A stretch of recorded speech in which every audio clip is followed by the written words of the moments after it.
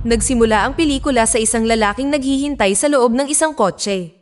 Pinatay niya ito at naglakad sa loob ng isang gusali. Ang lalaki na si Eddie, na isang dating sundalo, ay nasa loob ng isang recruiting agency at marami na siyang nagawa sa kanyang buhay, lalo na sa militar. Sinabi ng babae na naipasa ni Eddie ang lahat ng mga pagsusuri at tinanong kung anong uri ng trabaho ang gusto niyang gawin. Mukhang masaya na siya sa halos anumang bagay sa puntong ito, at sinabi niya sa kanya na batay sa kanyang mga hanay ng kasanayan ay wala silang bakanteng trabaho para sa kanya sa ngayon. Sinabi ng dating kapitan sa babae na magiging masaya siya para sa isang minimum paid na trabaho at nag-walk out.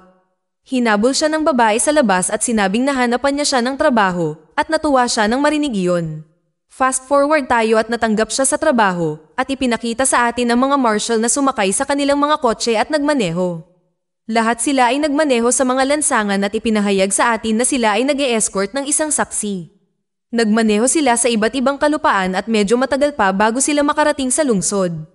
Pagkatapos ay nawala ang signal ng telepono ng mga marshal at agad silang lumingon at napagtantong sinusundan sila. Ang radyo ay tila hindi na gumagana at bumukas ang high beam ng mga sasakyan sa likod.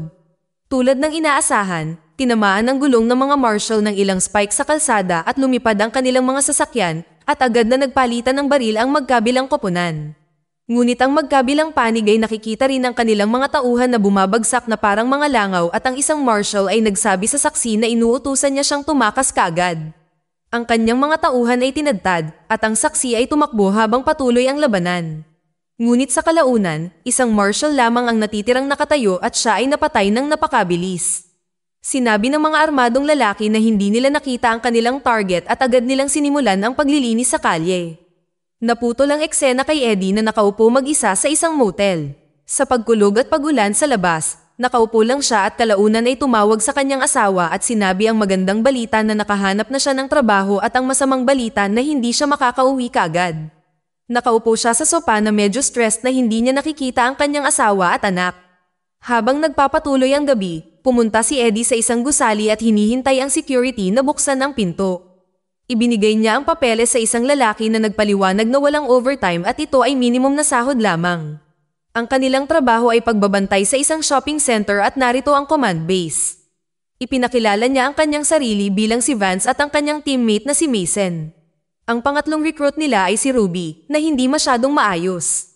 Sinabi ni Vance na ang huling tao sa kanilang koponan ay si Johnny at tinawag siya upang umakyat sa itaas, ngunit hindi niya pinansin.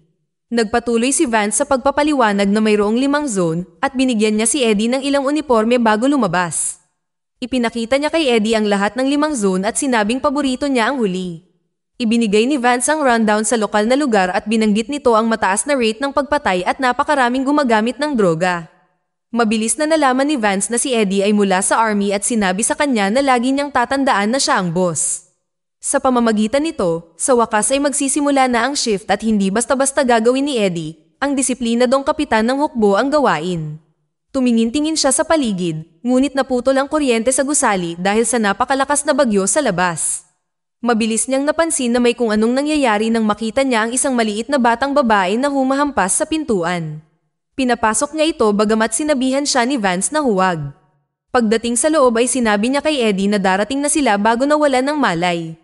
Agad niya itong dinala sa opisina at inilagay sa sopa.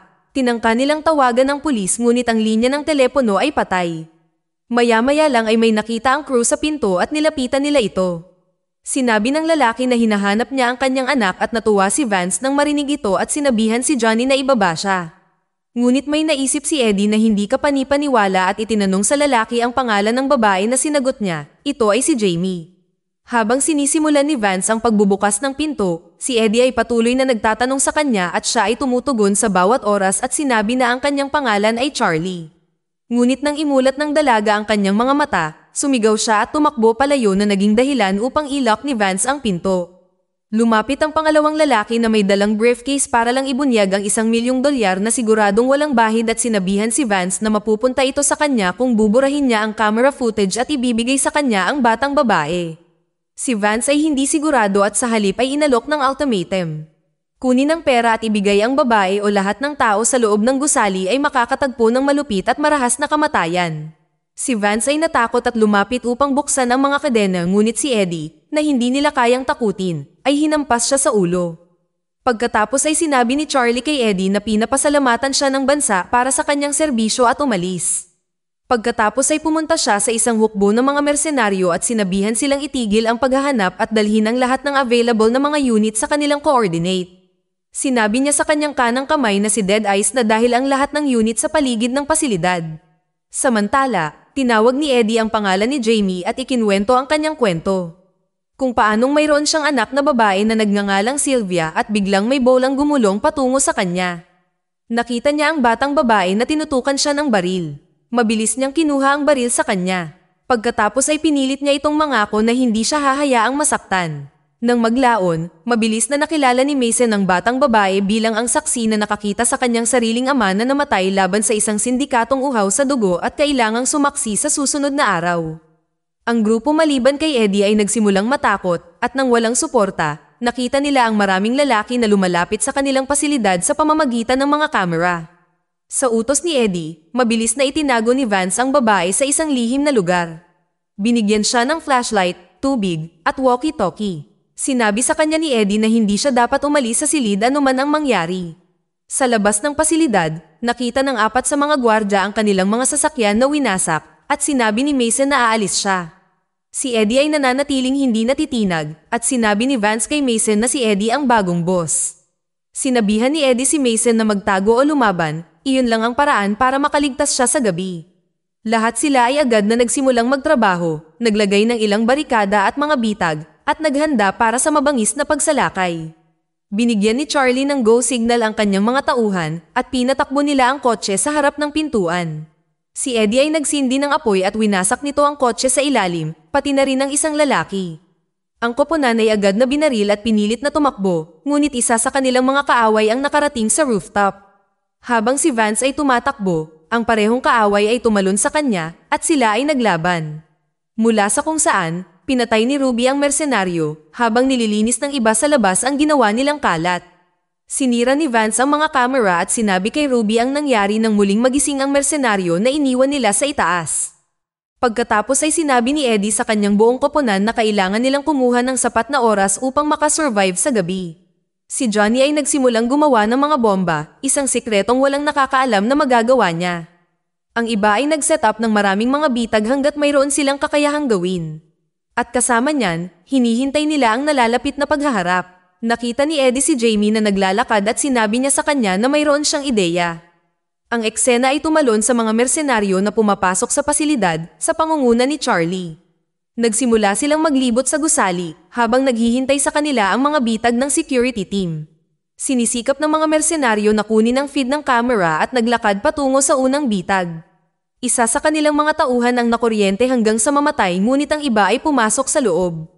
Gumamit si Jamie ng remote car para lapitan ang mga kaaway at dinala ito kay Charlie at nakakita ng channel ng radyo sa kotse. Binuksan ng kanyang hacker ang linya ng channel at nakipag-ugnayan si Charlie kay Eddie. Sa pagkakataong ito, sinabihan ni Eddie si Charlie na umatras o harapin ang mga kahihinatnan.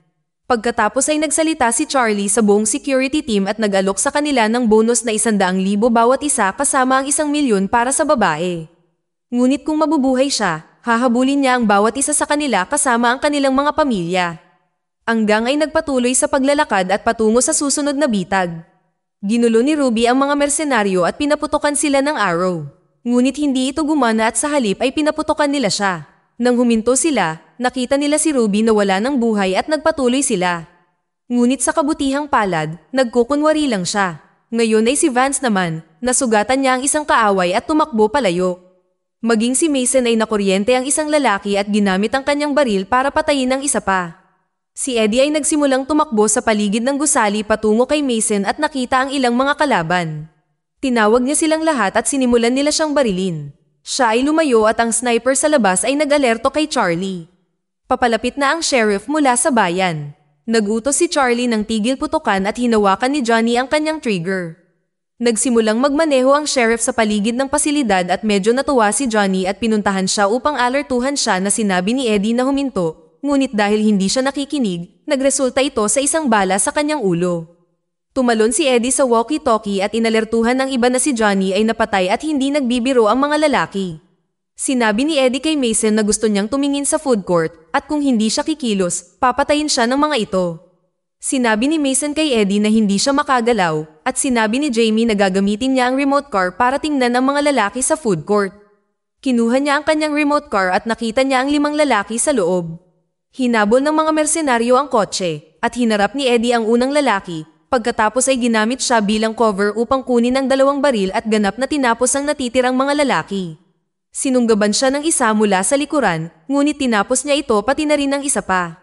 Samantala, nagtagpo sina Ruby at Vance, ngunit nasugatan si Ruby at dinala siya ni Vance sa ligtas na lugar. Sa wakas ay nagising si Eddie at nagpakita ng ilang malulupit na skills. Hinawakan niya si Mason at sumama sila sa iba at isinara ang isang gate para protektahan ang kanilang sarili. Galit na galit si Charlie at gusto niyang tapusin ang trabaho. Pinahiga ni Vance si Ruby, na lubhang nasugatan at binigyan ni Eddie ng taser si Jamie kung sakaling lumala ang mga bagay.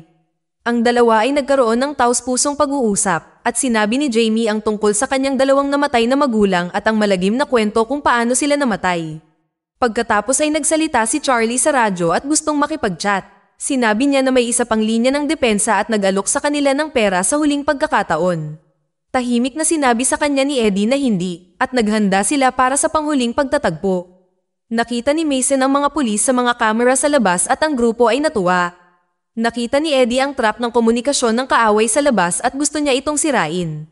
Ang kalaban samantala ay madaling nakadaan sa huling linya ng depensa at sinalubong ng isang malakas na putok ng baril ni Vance. Nagawa niyang pumatay ng ilan at sa wakas ay dumating na ang mga pulis sa pinangyarihan. Tinutukan nila ng baril si Eddie at nagsimulang maghagis ng bomba si Vance at humingi ng backup. Napatay niya ang maraming kaaway ngunit ngumisi lang si Charlie. Hinihingi ng mga pulis ang lokasyon ng kanilang saksi at sinabi ni Eddie kay Mason na dalhin siya. Sinabi ni Vance na magbibigay siya ng cover fire para sa kanilang dalawa upang makaligtas. Sa basag na boses at luha, tumayo siya at binaril ang mga kaaway. Binigyan niya sina Mason at Jamie ng oras na kailangan para mabilis na makalampas sa mga mersenaryo at siya ay naiwang nakahiga na sugatan sa sahig. Nailigpit pa rin niya ang 2 pang kaaway ngunit huminto sa paggalaw. Bumalik kasama si Eddie, pinag-aralan niya ang mga pulis at nakita ang isang gang tato sa isa sa kanilang mga leeg at nang lumitaw si Mason, siya ay pinatay at si Eddie ay lumaban habang si Jamie ay tumakas. Nakipagbuno si Eddie sa isang mersenaryo at ginamit ang kanyang baril para patayin ang 3 pang nasa harap niya. Nagluksa siya sa pagkawala ni Mason at bumalik sa trabaho. Nakipag-usap siya kay Jamie at sinabihan siyang pumunta kay Vance, ngunit agad niyang napagtanto na patay na siya. Sa halip, sinabi niya sa kanya na kailangan niyang maging matapang at gumawa ng sarili niyang daan patungo sa bodega. Pagkatapos ay sinabi niya sa kanya na gusto niyang sirain ang radio jammer para alertuhan ang mga serbisyong pang-emergency. Sinabi niya kay Eddie na handa na siya at inihanda ni Eddie ang kanyang mga baril, nagsimula siyang kumilos at sinimulang iligpit ang bawat kaaway na kanyang nakikita. Dumaan siya sa isang hallway at kumuha ng motorbike na nakadisplay. Dahil sa kanyang bilis, hindi nila magawang tamaan siya, ngunit si Dead Eyes ay nakipagtitigan lang sa kanya at nagsimulang tumakbo patungo sa kanya. Nagpaputok siya at pansamantalang nagtatago si Jamie habang nasa parehong silid si Charlie. Sinabi niya sa kanya na walang darating at walang katibayan ng anuman. Samantala, tumalon si Dead Eyes sa motorbike ni Eddie at natumba siya. Ang dalawa ay nagsimulang hampasin ng isa't isa ng paulit-ulit. Naintindihan ni Eddie na hindi ito madaling kalaban, ngunit pagkatapos na masugatan, ginamit ni Eddie ang kanyang handcuff upang labanan si Dead Eyes. Pagkatapos ay ipinakita niya ang isang mud stunt gamit ang motorbike at tumakas. Pagkatapos ay ginamit niya ang motorbike upang mabangga ang communication van sa labas na humaharang sa signal at sinira ito. Tinawagan niya si Jamie ngunit narinig ito ni Charlie. Nagsimulang magpaputok ang sniper kay Eddie habang nahanap ni Charlie ang walkie-talkie. Mabilis siyang kumuha ng isa pa at inalertuhan ang totoong mga pulis sa sitwasyon pagkatapos ay binaril siya ni Charlie.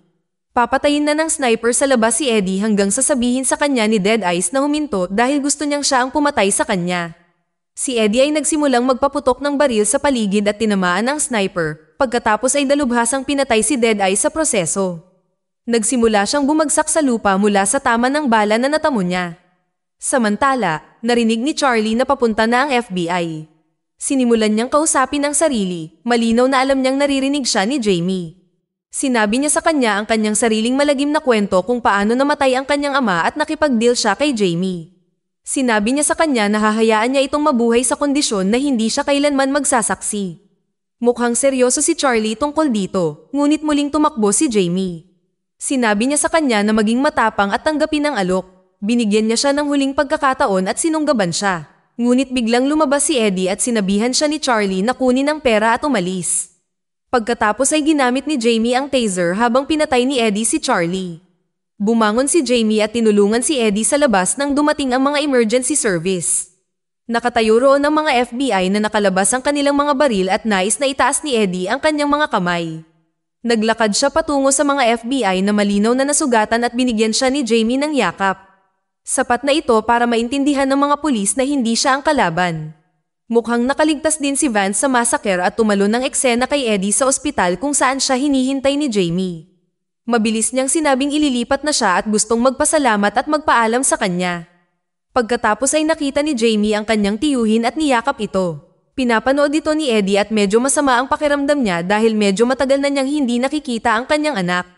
Later on, naglakbay siya sa kanyang bayan. Sa wakas ay nakasama na rin niya ang kanyang magandang anak at asawa at doon na natapos ang pelikulang ito. Dito na nagtatapos ang kwento. Sana ay nagustuhan nyo. Mag-subscribe na kung hindi ka pa nakasubscribe. Pindutin na rin ang notification bell at like button upang matulungan ang channel and leave a comment down below. And as always, thank you for watching.